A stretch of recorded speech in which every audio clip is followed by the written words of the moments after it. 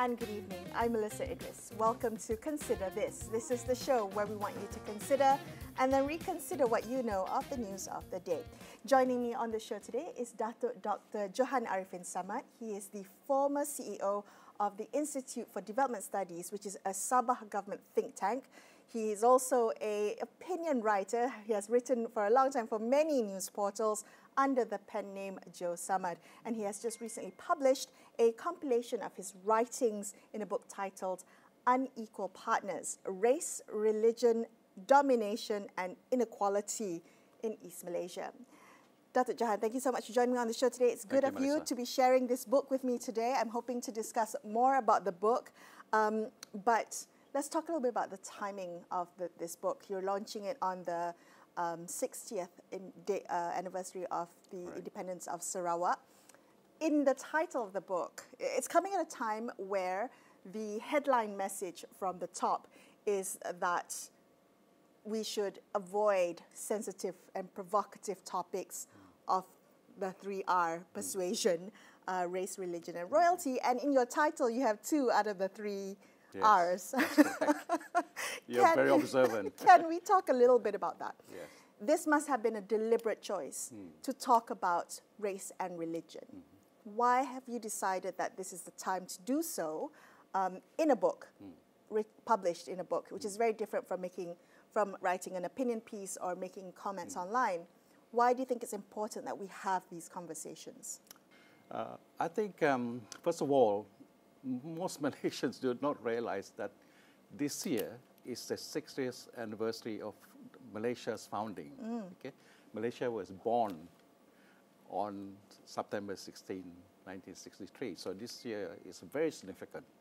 But as I can see, the government does not talk about it. Okay? There's no pre-planned celebration programs that I can see. I mean, if there is, they should be preparing now. Well, they're busy with the state elections. Oh, yes, right? Of course. that too. So it's a pity because Peninsular Malaysians, sometimes we call them Malayans, but that is not offensive, but it's just a short term. Shorthand, yes. Shorthand. So the people here don't realize that Malaysia actually started on September 16, 1963. It's not Merdeka, 31st August 1957. So a lot of younger generation especially are not aware of it because it's not taught in schools in a proper historical perspective. Okay? This is what East Malaysians is always complaining, that the history has been twisted and hidden under all this Malacca Sultanate and so on. But the history of how the country was formed through an agreement which is called Malaysia Agreement 1963, and it was signed between Great Britain, Ireland, Singapore, Malaya then, of 11 federated states, and then Sabah and Sarawak. So that is how we were formed as a country, through an agreement, all right? Unlike other countries, through revolution, freedom, or some kind of event, and that led to the freedom of a nation from the colonizers and so on. Ours was through a written agreement. And we, in the agreement, there are a lot of specific performance. If I'm talking about legal contract, when you sign something, there's specific performance required by both parties to fulfill that agreement. Right. Okay. So what we feel in East Malaysia, that we have been sidelined, less developed after 60 years, and left behind in the national agenda. And a lot of things have also been overextended in the sense that the kind of concept of Malaysia today is no longer what we envisaged or what we signed up for 60 years ago. Right. All right. I'm talking about our forefathers. When they signed the agreement, they expect to be a vibrant economic country where all people are united and respect each other and so on. But today, as you mentioned earlier, we still have the 3R. Thank God we don't have the the other area to contend with, okay? Because in we don't East have Malaysia. in East Malaysia, where we don't have a sultan as another layer as an issue like here, all right? And so far for us, we respect the Agong as the country hate our monarch. We follow all the Rukun Negara, so to speak, and people still, the young generation probably don't know what Rukun Negara about, but it's basically a pledge designed, I think, in Tun Razak's time, all right, where it embraces what we are all about. If you want to look at something that we can say is Malaysia, that's we sign up for. It's probably Rukun Negara is the closest. Right. Okay. That's the vision for Malaysia. That's the vision that Sabah and Sarawak, the Sabah and Sarawak territories signed up for under MA63. Yeah. I want to talk a little bit about the two R's in the title. Yes. And how the two R's are viewed or are lived in East Malaysia, specifically in Sabah.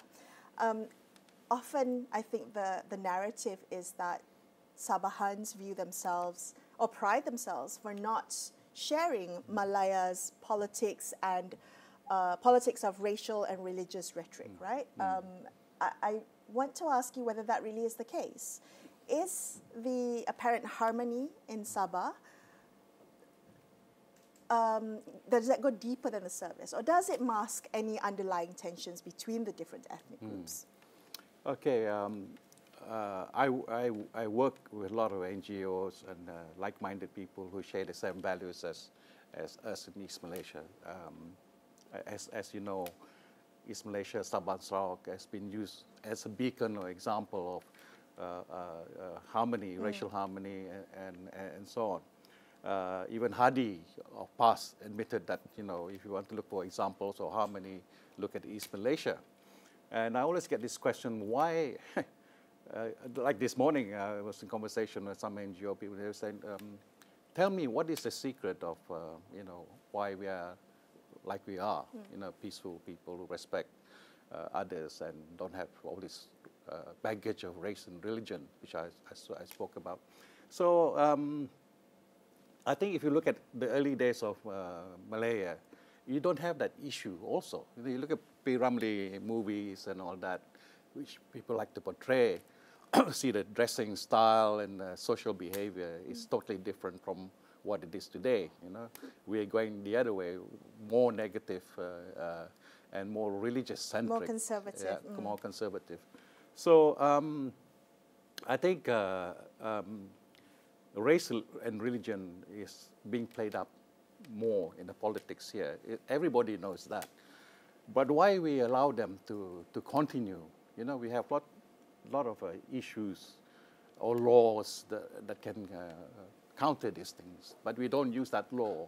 I mean, Mahathir, for example, can get away, say, oh, Malay constitution, you know, what is he talking about, you know? And when he talks things like that, of course we are upset in East Malaysia. And of course our leaders will come out with very strong statements. All right, if you want to think it's Malaysia, let's leave. Okay, Sabah Sarawak can leave. We don't need your baggage. We don't need to talk about race and religion, you know, because we are all harmonious there. We don't have these issues, right? Yeah. Okay, so does it go deeper than that? I guess I want to question or to think through the harmonious living that you point to. What about anti-migrant sentiment? What about a sentiment towards those who are undocumented? Is that equivalent to having having tensions in the social fabric? Okay, before I come to that, because that's quite a deeper topic, let me come back to the book again. My first introduction chapter and all that, I explained the basis, the foundation of our thinking, okay? Do you know about the Cunningham Old Stone? Have you heard about it? No, I haven't. All right, okay. Okay, when Malaysia was formed, our leaders, for some reason and all that, came out with a 20-point safeguard, okay, which everybody knows is in the historical books and documents. And one of the first 20 points, Sarawak is 18 points, but the first point is all the same with Sabah and Sarawak, is freedom of religion. Now, why would our forefathers, you can list a lot of things that taxes, money, development, or whatever you can ask for, but the first one is freedom of religion, right? And the Cunningham Old Stone is a stone. The native chief of the interior, Cunningham, were not assured that what they sign up for will happen. So they had this stone made. It was found in a river. They went through a ceremony to choose a specific stone. And this stone, the inscription of the stone was cast in stone. Now, it's the only stone, as I know, because I go through all the history book and do research, even the Viking stone and all that, where they had their meeting, the first parliament or so. But there's no equivalent in the whole world of the Cunningham Old Stone, okay? And the Cunningham Old Stone clearly states the first one, the native leaders demanded is freedom of religion. Second, customs and land is theirs, all right? So, we retain our culture and practices. So the Cunningham Old Stone, you see, even the schools, they don't know. But if you go to Cunningham, it's there. Right. And it's in the record because the stone somehow went missing a few years ago. And Nazri, that time, found some money to erect this. They found the stone, but the plate was missing. Right. And is one of the, in return for the three requests, that we will, the natives, will show loyalty to the federal government. And that was scratched out, okay? But a historical stone, okay? This is the only one cast in stone. Our constitution is not cast in stone. The pledge and the promise is cast in stone. Wow. So coming back to this question about illegal population, and I just came out from a seminar last week about people talking about education, following United Nations Convention, which we sign up for, human rights, that all undocumented children should be given the right to go to school. I have no problems with that, okay? My question is, you have X number of schools, say 1,000 schools, and you allow a 3 million undocumented population, I'm just giving an estimate, come to school, you know, children come to school of this 3 million, sharing the same resources as Sabahan, who were born and bred there and have the right to be there, and sharing it with undocumented children. Right, but aren't the undocumented children also born and bred there? Yes, of course. That's a long story because Sabahans generally blame Mahathir for this Project IC, so-called Project IC, where blue IC were issued to illegal immigrants, and the demographics has changed for political reasons, so that, you know, they become Islam voters to counter that. It's a long history. It's long history, okay? But we have to understand our history is not the same as Peninsula Malaysia. Our history is not the same as Sarawak, okay? We all have different histories. Okay. All right, that's definitely very interesting. Let's come back to that. We're going to take a very quick break here and consider this. We'll continue this conversation in just a couple of minutes. Stay tuned. We'll be right back.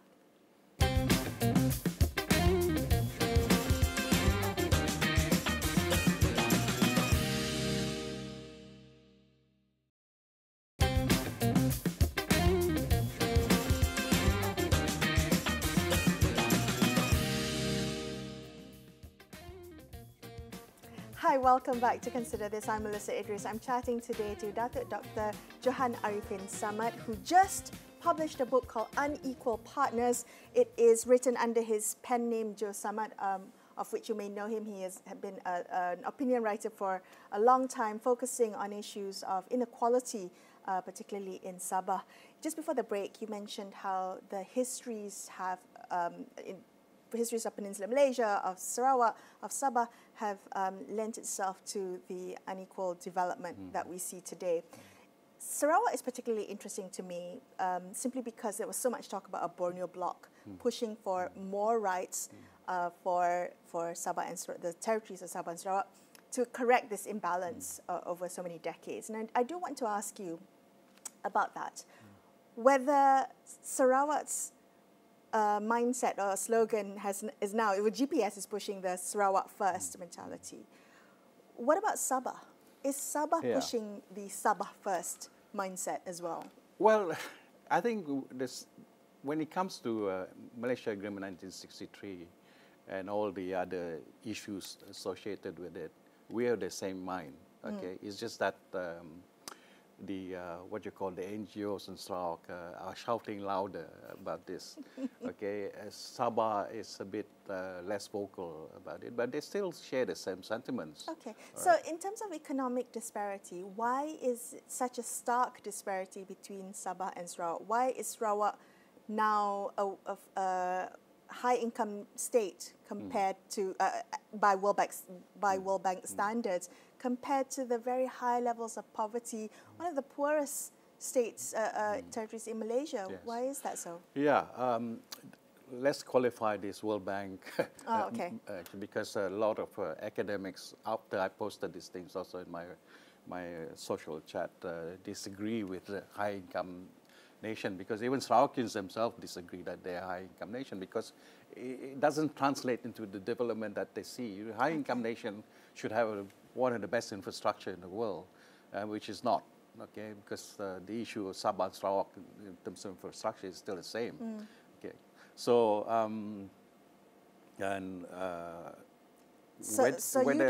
do you see the disparity in terms of how far Sarawak has come economically compared to Sabah? I think I have to be frank that Sarawak today is well managed, better than Sabah, and one of the reasons of it is the Sabah politics, which I wrote in my book there. I'm the first one to acknowledge that in Sabah we have different kind of politics as Sarawak, okay, and Sarawak is more tight-knitted under GPS, all right, and we are sort of stumbling around and trying to emulate Sarawak, which is a pity.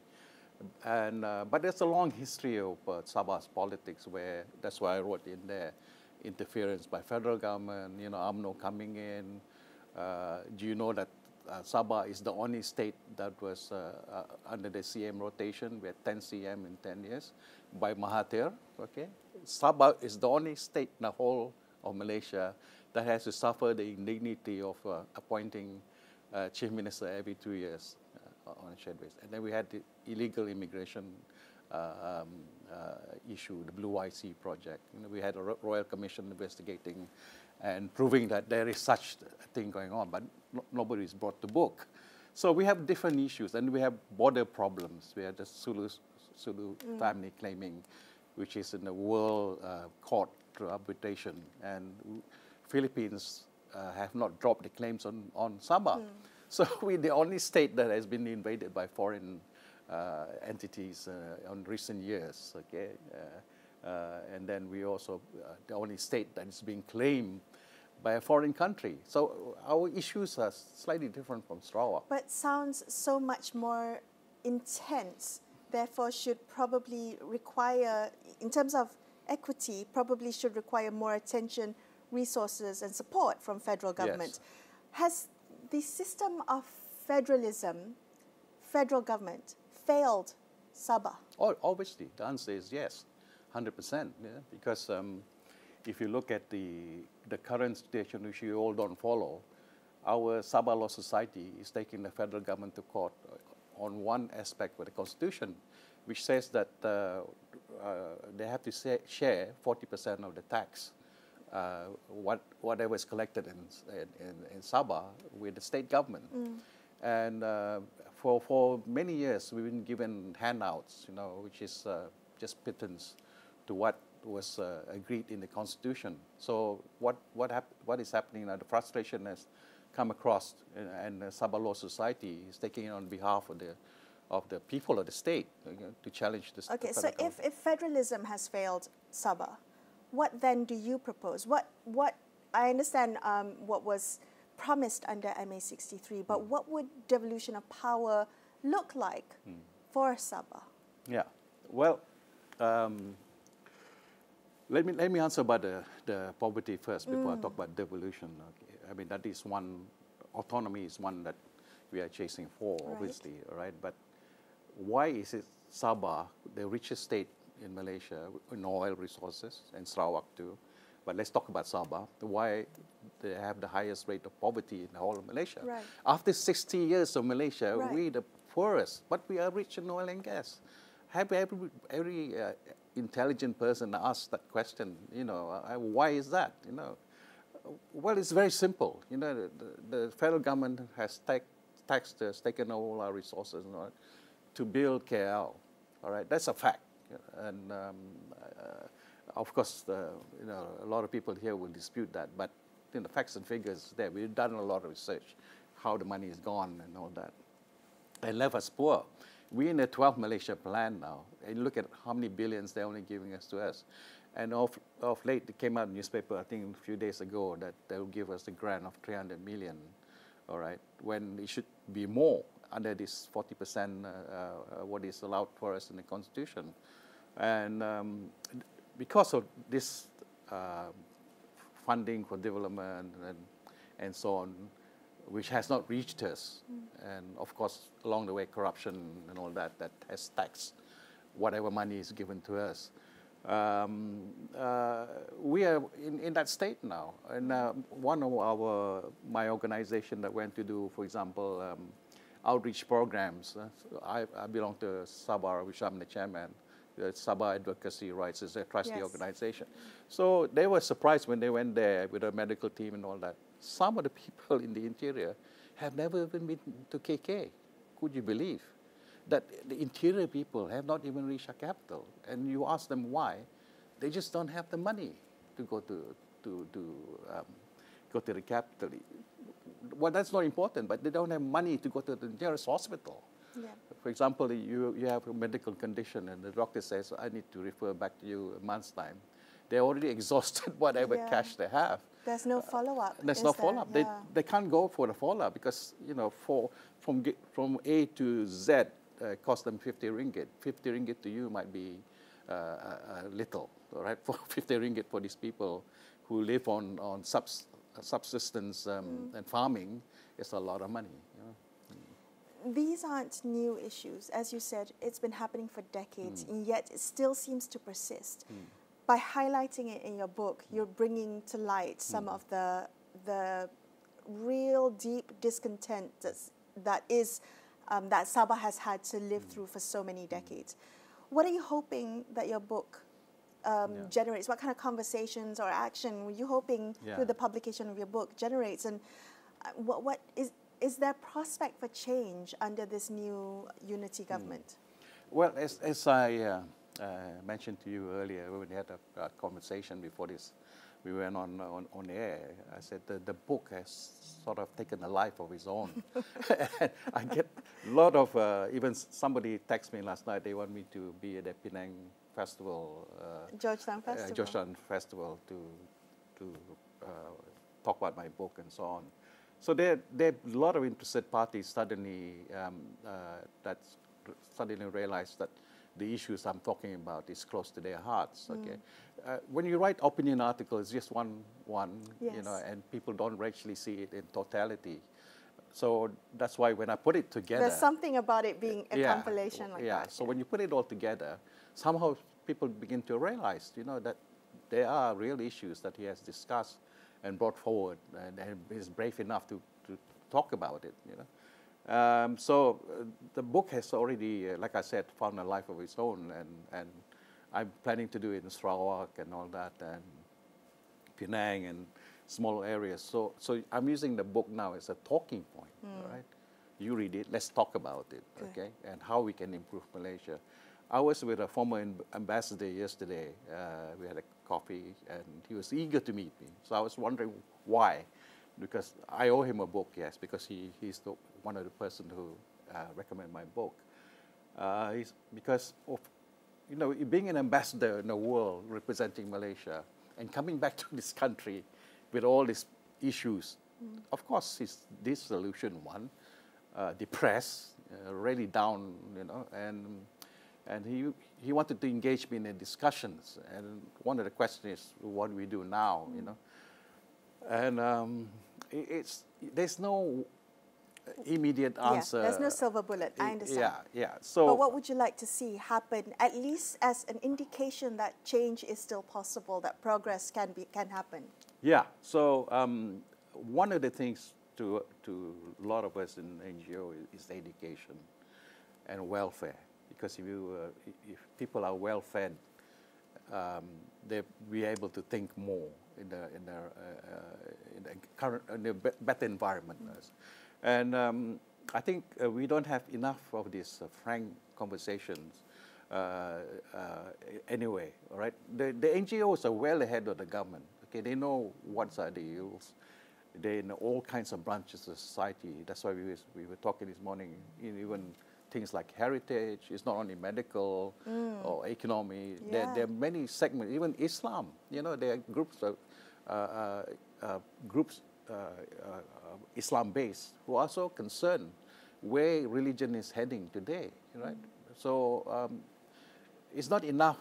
We follow the 5 pillars of Islam, sembahyang 5 kali, puasa, and so became Mecca and all that. What else do they want out of us from religion? You know, that we have to dress like Hadi, we have to behave like him. You know, is that what kind of things that you expect from us? You know, anyway, most of the Islamists today are very external. All right, they're not internal. Okay, they externalize the whatever, aura or what, you know. But religion is mostly internal, your goodness of your heart, and you share that with people.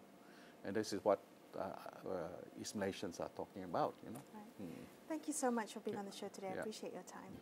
That was my conversation with Datuk Dr. Johan Arriffin Samad. And that wraps up this episode of Consider This. I'm Melisa Idris, signing off for the evening. Thank you so much for watching, and good night.